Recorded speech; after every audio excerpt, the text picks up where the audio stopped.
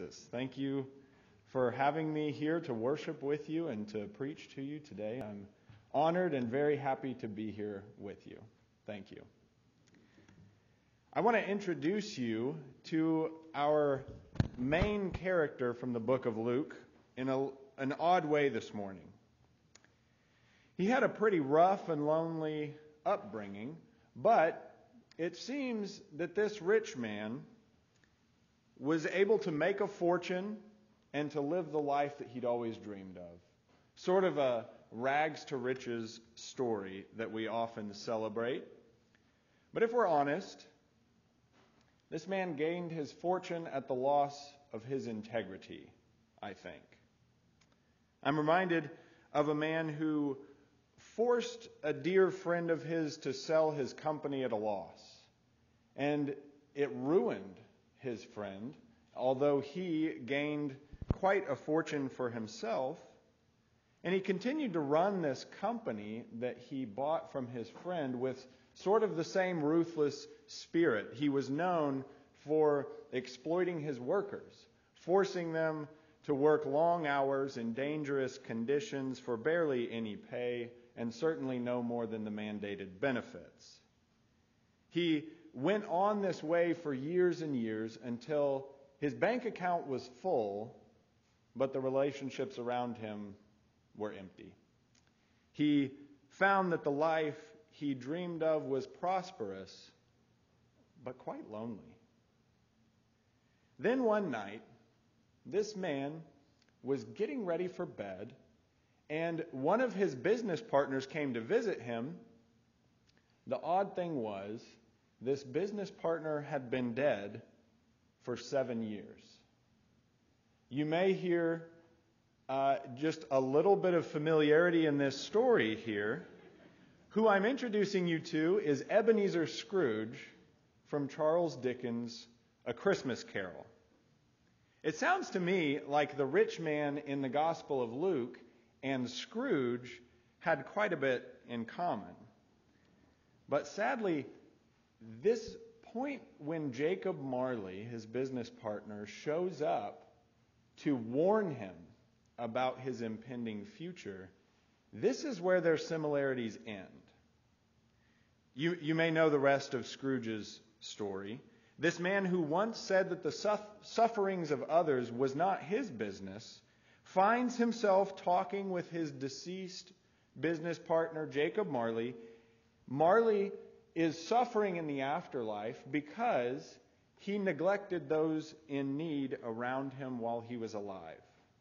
So he warns Scrooge that there's still time for him to escape the same fate that Marley has discovered for himself. Famously, Marley mocks Scrooge's statement about business. Business, he says, mankind was my business. The common welfare was my business. Charity, mercy, forbearance, and benevolence were all my business. The dealings of my trade were but a drop of water in the comprehensive ocean of my business. Scrooge is then shown visions of Christmases past, present, and future, and they move him to compassion.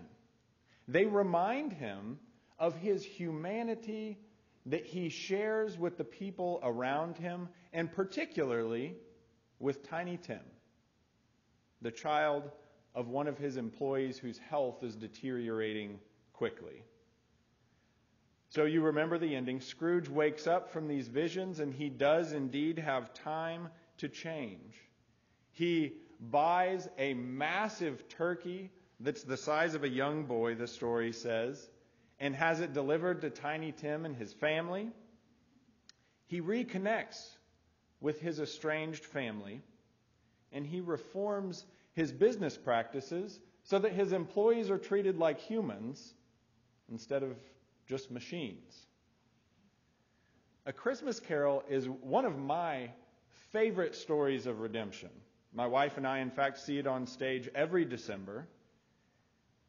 And I think I love it because Scrooge starts off so easy to hate.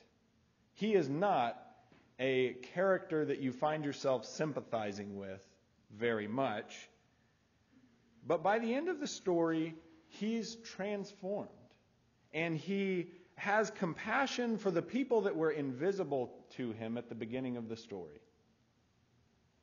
Dickens wrote this story in 1843, but this story has had staying power in multiple cultures and languages because of the power of redemption that Dickens shows in this story.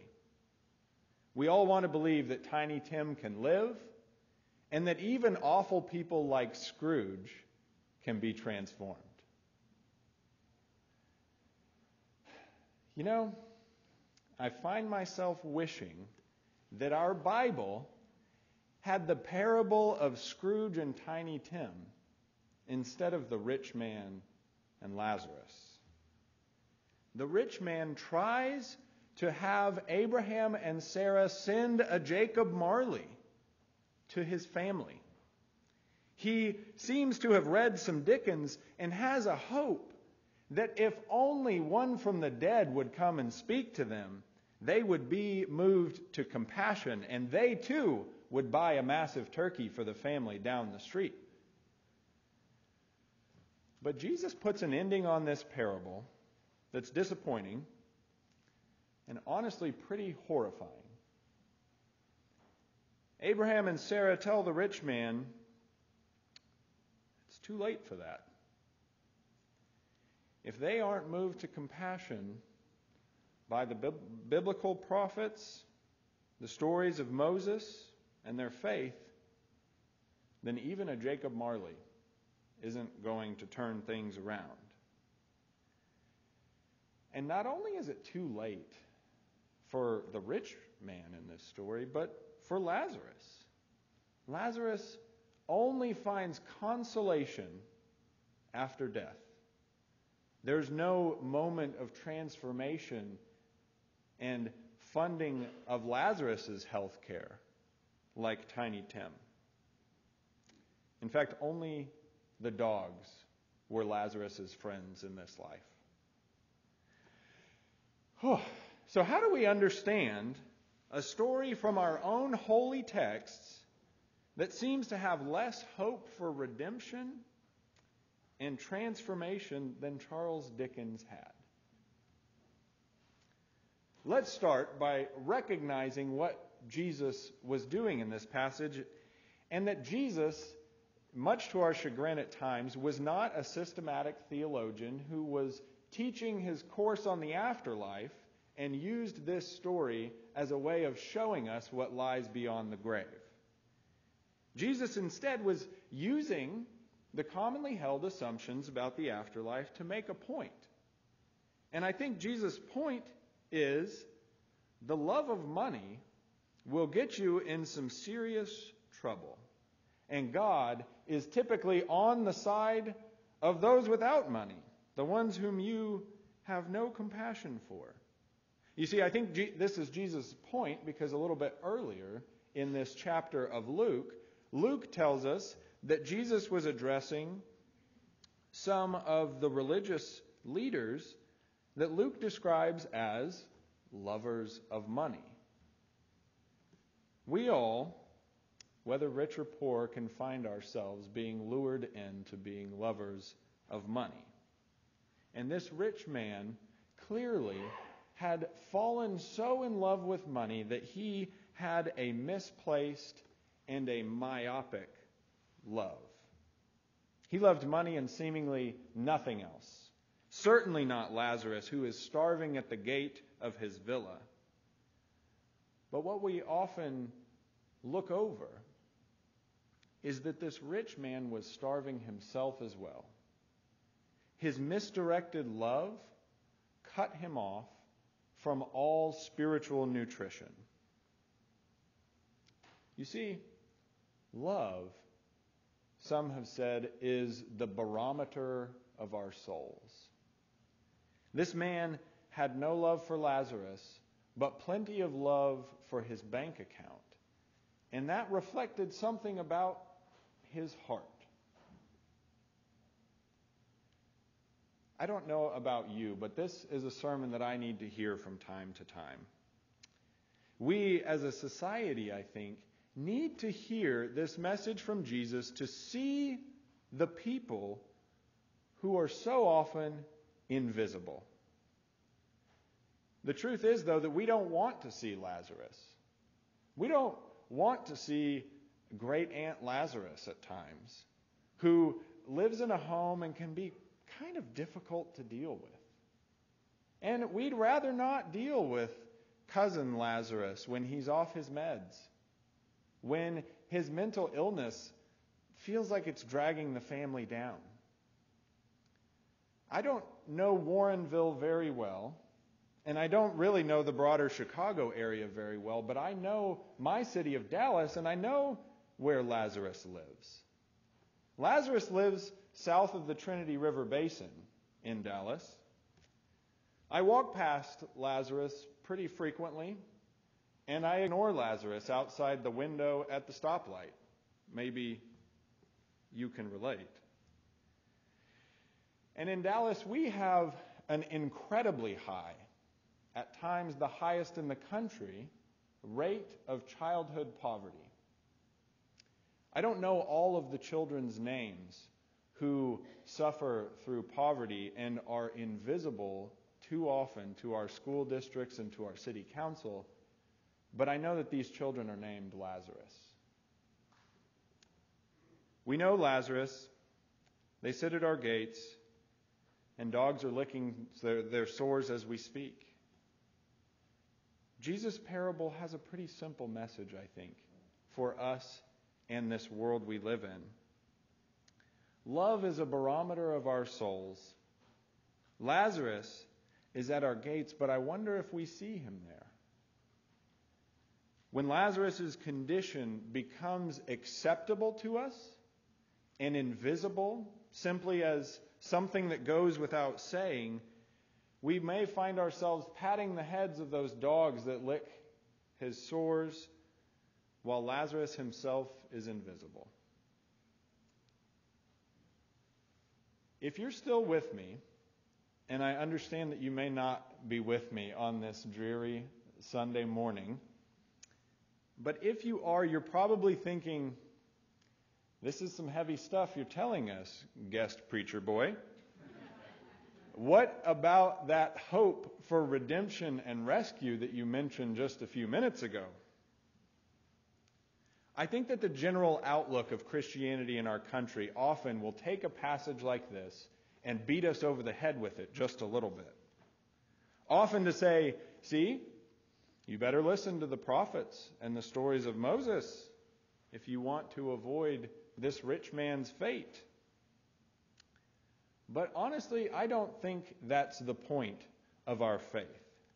Instead, I think that you and I, all of us, find ourselves both this rich person and Lazarus. I think that God loves all of us the same way as Lazarus, and that this rich man was not so evil that God was incapable of love.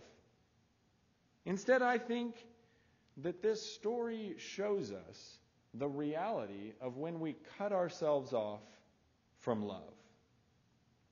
You see, grace and love are all tangled up in this story.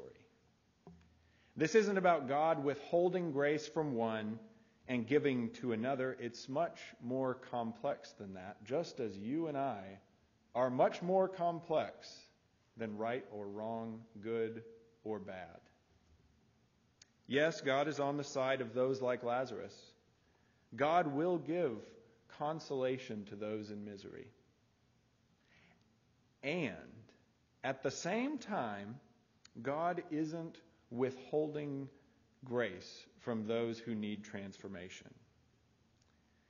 The thing is that God's grace is so often conveyed to us through love, both the love we receive from others and the love we give to others. I knew from childhood, because my parents taught me, that God is loving and forgiving. But it was only as I grew up and I learned in relationships with other people who looked me in the eye and told me that they still loved me. That's when grace sort of sunk into my bones. It was early in our marriage, but I